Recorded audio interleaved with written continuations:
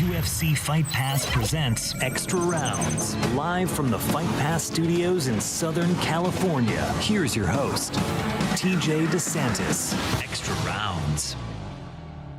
You know what? It is Extra Rounds here on UFC Fight Pass. I'm TJ DeSantis, along with the always great Ray Longo, kind enough to join me once again. The band is back together, Ray. It's been far too long.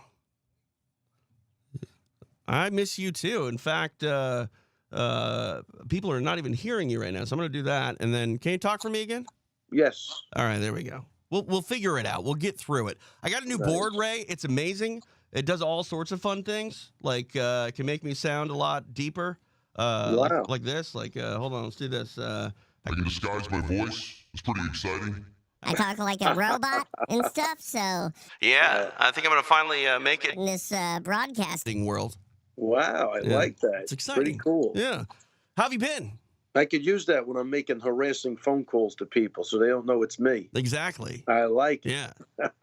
Yeah. But all good, TJ. All good. How you been? I've been pretty good. Traveling a lot, which means we haven't been doing as many shows in studio as we like to do. But we are back. I'm happy to be back. And we need to catch up, Ray, because I haven't gotten your thoughts on a lot of things. Yeah, I'm mad I missed you in Jersey. You were actually physically in New Jersey. Right. And I still didn't get to see you, so that's not good. I mean, I apologize for that. It was sort of a situation where I thought you were doing work. You know what I mean? So I don't want to bother you. You had things to do. TJ, I always got time for you. We're not talking about a lot of time, a quick drink here or there. Yeah, all right. It makes everything good. You see, Ray, I'm not used to having like real friends. You know what I mean? That's the issue. You know what I mean? So this is new for you. Yeah, definitely new for me. No, I'll go easier than on you. I don't want to overwhelm you. I appreciate that. Thank you very much. Let's talk a little bit about some things we haven't touched on. We got let's see here. I press that button. I can do this. I don't even know how to do this. Israel Adesanya. He got his title back at UFC 287 in Miami. Pretty impressive performance, you know, considering he had never beaten Alex Pereira, but despite meeting him in multiple sports and multiple times, and it was an emotional fight for him. And man, that post-fight speech, Ray, I think it was one of the best post-fight speeches I've ever heard. You might not like exactly what he did to Pereira's kid, doing the whole thing where he mocked him, and I don't know how you feel about that, but I felt when I was listening to him inside the octagon speak the way that he did, I felt inspired to go do something better that I'm not doing well now. You know what I mean? Yeah. I'm going to say, listen, absolutely unbelievable what he did to me. And I'm going to tell you something. If he would have came back and beat him like wrestling, like ground and pound, took him down, that would have been different. But he beat him at the very thing he succumbed to by a couple of vicious knockouts, as far as I'm concerned. You're right. So to stay in the power pocket like that and draw that guy in, I think that's a special dude. I'm really blown away by that. So hats off to Israel Adesanya. Look, it had to be emotional. The thing with the kid, I'm 100% dead against. But it's almost like when you hit a guy during the refs trying to pull you off or after the bell and you're in the heat of the battle. I think you could overlook those things, and it had to be super, super emotional and rewarding for him to get that victory the way he did after what happened to him. Again, you got to put yourself in that position. I don't think the average guy could do what he did. So I think that one puts him in a special class. But at least for me. Yeah. Do you think his star power rises? Because I feel like while Izzy's a big deal in the MMA community, I feel like he hasn't made the crossover quite yet that I think he's capable of.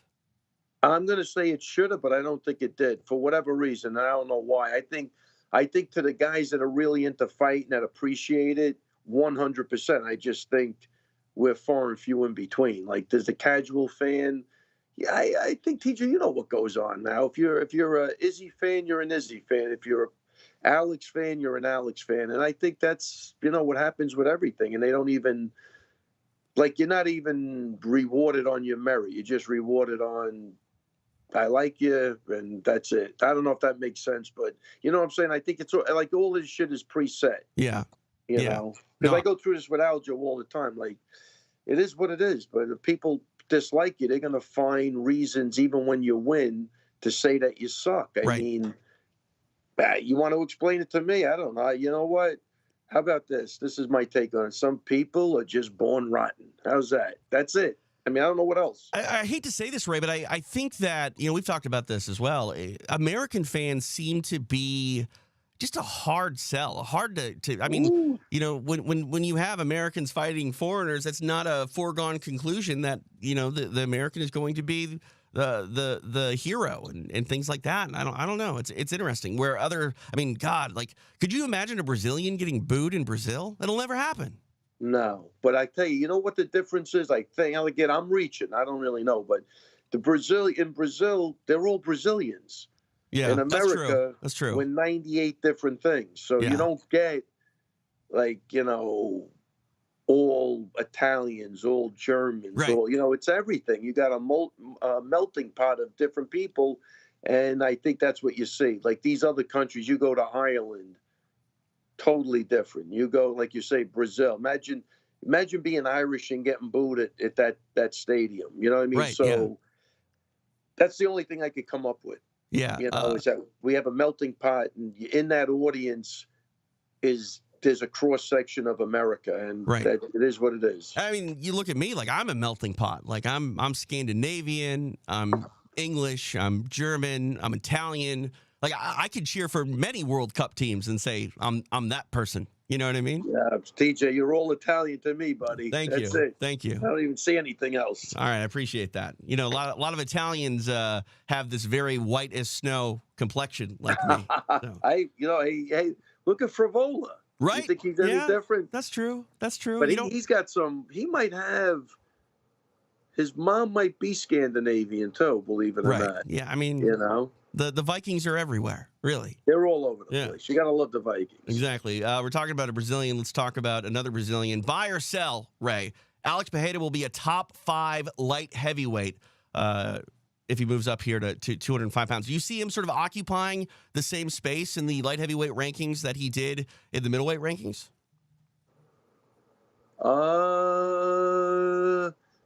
Depending on how they want to match him up, I'll buy that.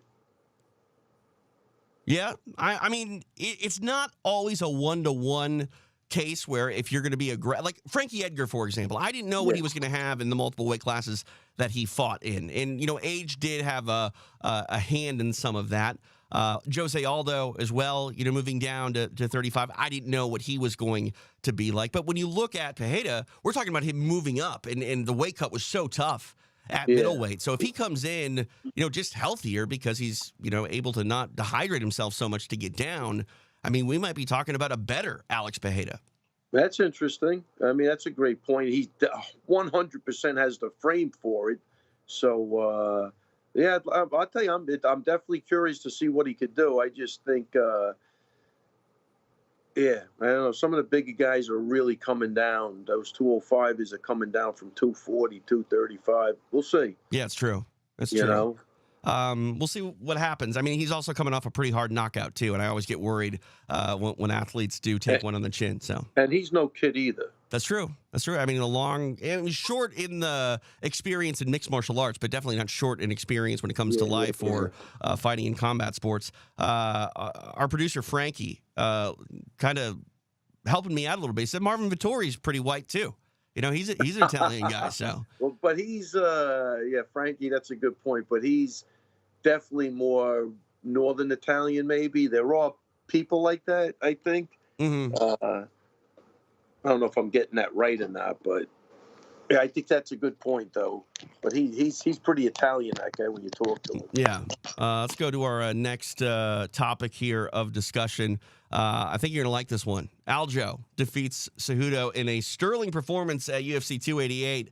Man, you got to be proud of your guy, Aljamain Sterling. This guy, that there was that saying going around a little bit that you become 10 or 20% better when you become champion.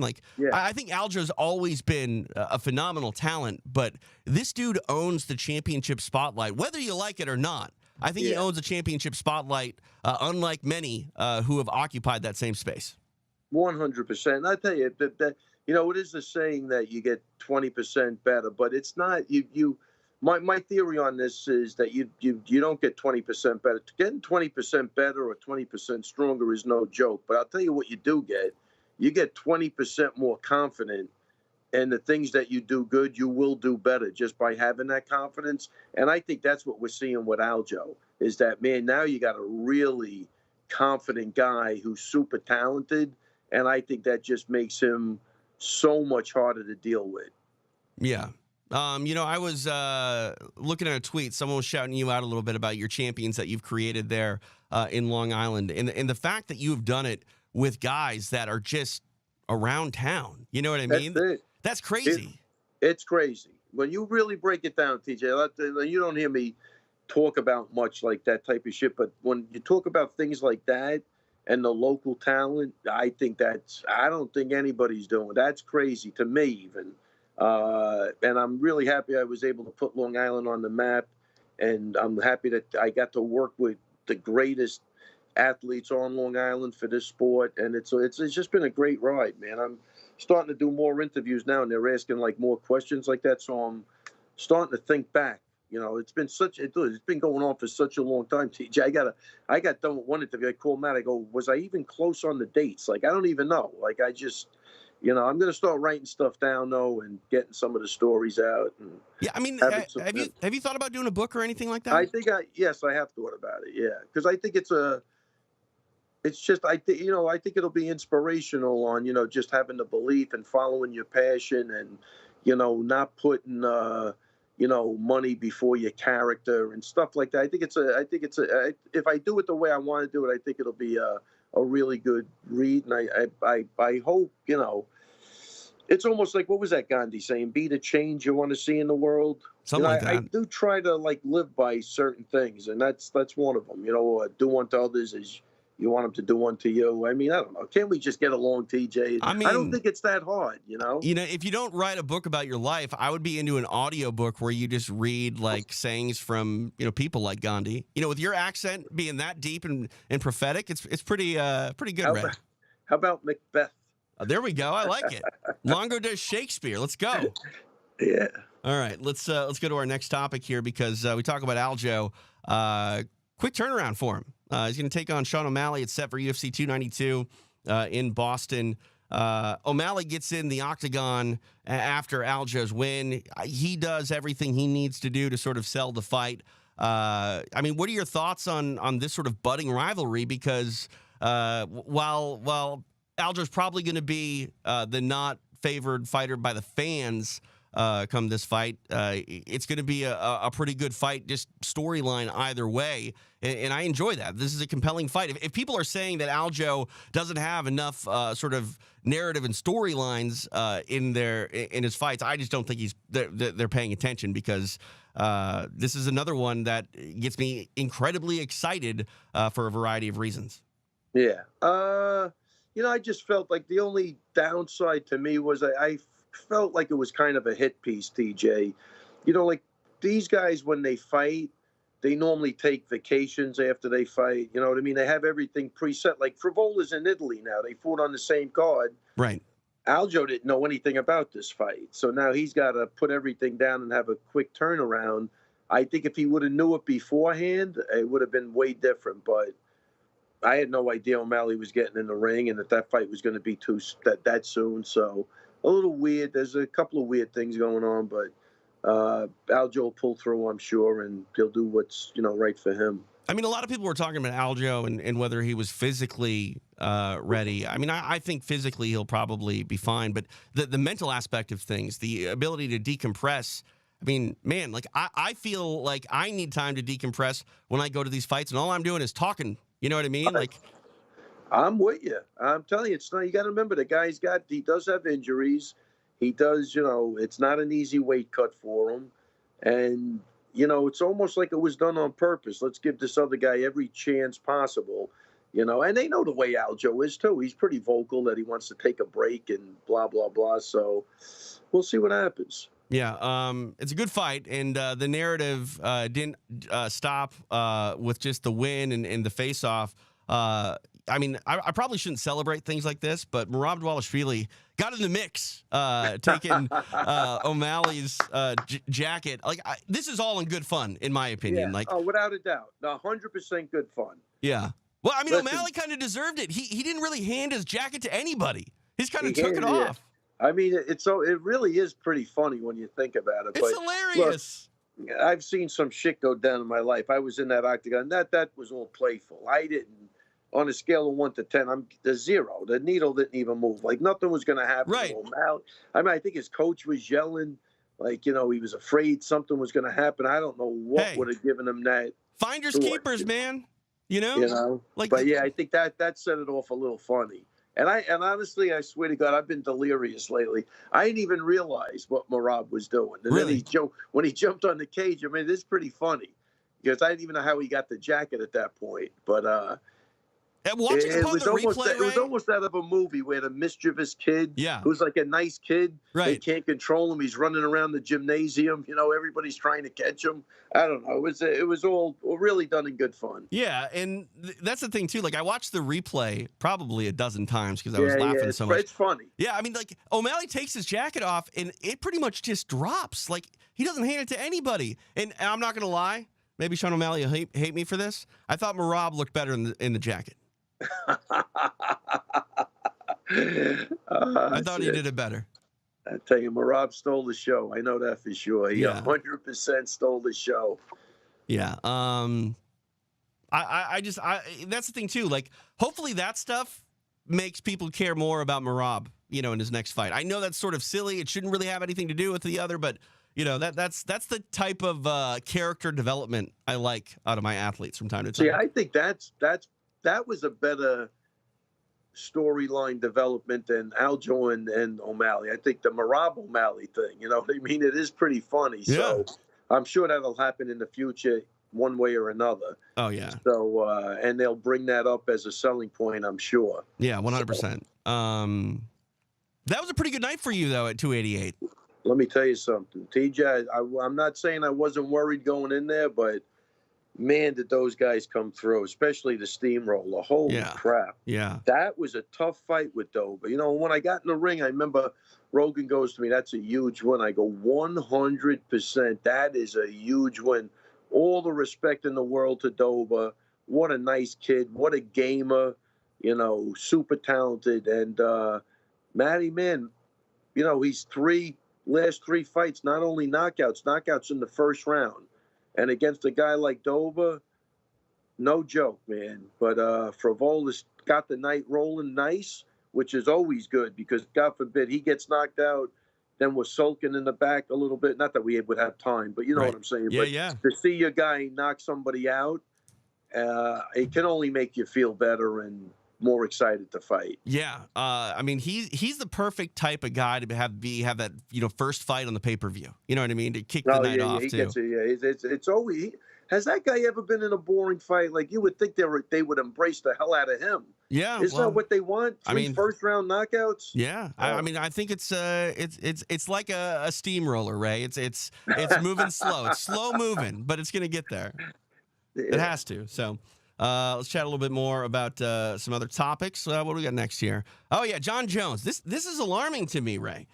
Jon Jones talking about how if he gets a Stipe fight, that it might be enough for him, that he might just retire. I mean, the resume is good enough. I think he's the greatest of all time when you look at just what he's done inside the octagon. You want to talk about the other stuff, I'll give you that. But, yeah. What are your thoughts on Jon sort of alluding to the fact that, the end is at least near? Yeah, I'm not sure I buy that, but the Stipe fight would be a big fight, I think, for him. But then again, he says he's going to stop it, and who knows, maybe somehow Ngannou comes back in the conversation. It could be a super, super fight, man. If he beats Stipe, I don't know, and Ngannou wins his fight, I think I think everybody would want to see that fight. What I think is interesting is, we're talking about these athletes that are the cream of the crop, top of the division. Anytime they walk away or say they're going to walk away, they're kind of bored, I think, with the current situation. And then something happens, and then they're like, oh, I got to go out there and prove that I'm still the baddest man on the planet. Yeah, he has been quiet though. No, A little bit. I don't know. I think he's been pretty quiet, but I think people would want to see that Sergey fight over Stipe at this point. You know? Yeah, I mean, I feel like the fight with Ciryl Gane was so quick that I just want to see Jon Jones fight anybody. I still don't know what this man looks like at heavyweight.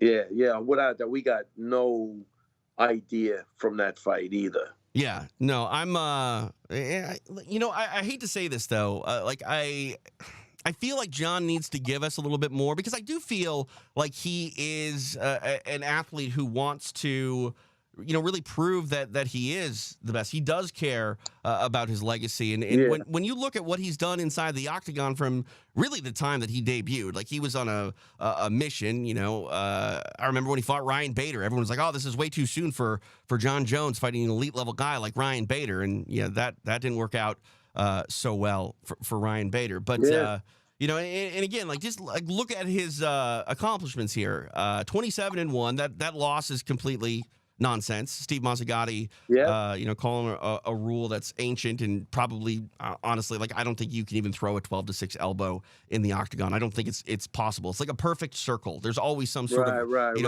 in it. That's interesting. Very good point. Yeah. Youngest UFC champion at 23 years, 242 days. He's been in the UFC since 2008. I hate saying that number, by the way, 2008, because it doesn't feel like it's that long ago, but apparently it is. I mean, I don't know. Wait, what was the 2008? That's when he debuted. Yeah, he debuted. I think, TJ, that's crazy, man. Yeah, debuted in Minneapolis. It was the UFC 87 card in Minneapolis. Brock Lesnar fought Heath Herring, and George St. Pierre fought John Fitch. So, dude, I was at that fight. I was there too. Yeah. Where was that? Minneapolis. Yeah. Luke Como fought on that card, 100%. He did. Yeah. I watched those fights with Matt. Yeah, 100%. Crazy. But as I was saying, I think Jon sort of needs to give us a little bit more to cement his legacy because of his outside shenanigans. But I don't know. Well, he's never gonna overshadow that. Probably not. But I'd like his record to be like 30-1. Yeah, but he's. It's gonna be hard to argue anything against his record because he was that dominant. Like you say, 27-1, and the 1 is total bullshit. Yeah. So he's technically undefeated. He's got he moved up, got the belt. Yeah, he's. I mean, for me, and I feel like I'm in the growing minority here when it comes to who is the GOAT in mixed martial arts. To me, it's George St. Pierre. I thought George did it better than anybody else, inside and outside of the octagon. You never, ever heard anything bad about George. You know what I mean? No one has a bad thing to say about George St. Pierre. And I do think that does matter a bit. You want these guys to be role models. You want them to be as good outside the octagon as they are inside. And, George doesn't have, I mean, you can point to Anderson. Anderson had some PED issues, so that, sort of brings everything into question. Yeah, 100%. Because, I mean, to me, the conversation is Khabib, Anderson, GSP, and Jon Jones. And for me, Demetrius Johnson, you got to throw in there. No? Sure, yeah. I mean, when you throw a guy up in the air and put him in an arm bar before he hits the ground, you know what I mean? More for the way he won. I thought he handled himself great dynamic. too. What was that? He handled himself great as well. He was a good, 100%. Yeah, it's I just think we're in a time where you handle yourself well and you almost get penalized for it, which is really a horrible thought. But I don't know. Like you say, GSP was right there. And like you said, no controversy. Khabib, same thing. They were, and look, nobody's perfect, right? We know that, but those guys were pretty good, man. I think they were great role models, and they stood out, from the rest of the pack, man, because of that. Yeah. I just think about the resume that GSP has, too. Like, the welterweight division was so tough back then, We're talking Jake Shields, John Fitch. You handled all those guys. I mean, the sole blemish on his record really was the loss to Matt Serra, which he avenged. And I think that the loss to Serra actually cements his status as the GOAT because he came back and looked better than ever. You know what I mean? So, and there's something to be said. We've talked about that, about a lot of champions losing that title and just not being able to get back to where they were. Yep, 100%. Yeah, I think that probably was the best thing that have happened to GSP because he really, I think he fought. He definitely fought way more conservative, which I Sure. think fitted his style way better, and he was comfortable and confident doing it. And that was a guy that wasn't going to make that mistake again. Yeah. Yeah. I saw a infographic the other day. It was like number of UFC champions by original base style. And karate had one, and the face they put next to it was Robert Whittaker. George St. Pierre was a karate fighter. Like, that was his base. So yeah, I thought he was a Shotokan guy. Yeah, Kyokushin. Oh, was he Kyokushin? Yeah. Which if you're going to do karate, that's about as close to Thai boxing as you're going to get for a Japanese style. So, but he was a phenomenal wrestler, and I think that somebody probably lumped him in to wrestling. Because they were talking crazy about GSP trying out for the Canadian wrestling team. I mean, he was training with them. Yeah, I don't know if he tried that. I mean, the bottom line was George was a great, phenomenal MMA wrestler. I don't know what he looks like if he's actually just doing a straight wrestling match, but it doesn't matter. Right. So 100% doesn't matter. I would say, look, a straight wrestling match, the wrestlers 99% of the time are going to win. But MMA, man, when you got the risk of being hit, it changes everything. Sure. Especially if you don't embrace getting hit. You're in trouble. At the time, Sean Shirk was one of the best power double leg guys in mixed martial arts, and he wasn't even a state qualifier wrestler in Minnesota. It changes sometimes, especially with an octagon and a cage and things like that. So. All right, let's see here. What else do we got? Let's do this one. The BMF belt is back on the line. Dustin Poirier and Justin Gaethje are going to go at it again. Like, your thoughts on the BMF belt? I know it's gimmicky. I know it's, some people sort of roll their eyes at it, but I mean, it's worth a lot of money. It adds a whole bunch on top of the purse. I'm curious what your thoughts are on this fight. Well, I love the first one. I thought the first one happened organically. I was at the Garden for that fight. I mean, Nate Diaz pretty much called it out. He was like, it was pretty cool. I like the way it went down, and two guys that 100% are warriors. So I have no problem with it, but it wasn't. I'm not getting the same feeling like it was the first time. I thought the first time, and especially doing it at the Garden, I think was phenomenal. So, look, I'm interested in the fight. I couldn't care about the belt in that case, but that's going to be a good fight like it was the first time. Yeah, I mean, it also sort of solidifies their status as well. Like, I know it's not a belt to defend, but this is a sport where it is what have you done for me lately? And if you walk out of the octagon, whether or not it's the undisputed championship or not, if it's a belt, that resonates with fans. And I think both of these guys are willing and able to insert themselves immediately back into that title picture if they're able to shine and take this belt. Yeah, and I think for the older guys, it's a pretty cool thing, Yeah, no, for sure. I think the first belt was like worth $50,000. Oh wow! Yeah, I assume it's around the same. It's not the replica that you're buying in the concourse, which is still like $600. I don't know how people buy those belts, Ray. Like, I want one, but I can't afford that. Yeah, so I don't know. I like the way the first one happened. It was organic and. But I am looking forward to the fight. I'm not concentrating on the title, but how do you feel this one's going to go down? I mean, Poirier's got the win in their first meeting back in 2018, but Gaethje's a guy that is fireworks. You could never really confidently say that Justin Gaethje's not going to win a fight. Look, I thought he was going to have way more trouble with Fiziev, and I thought he went right through him. Yeah.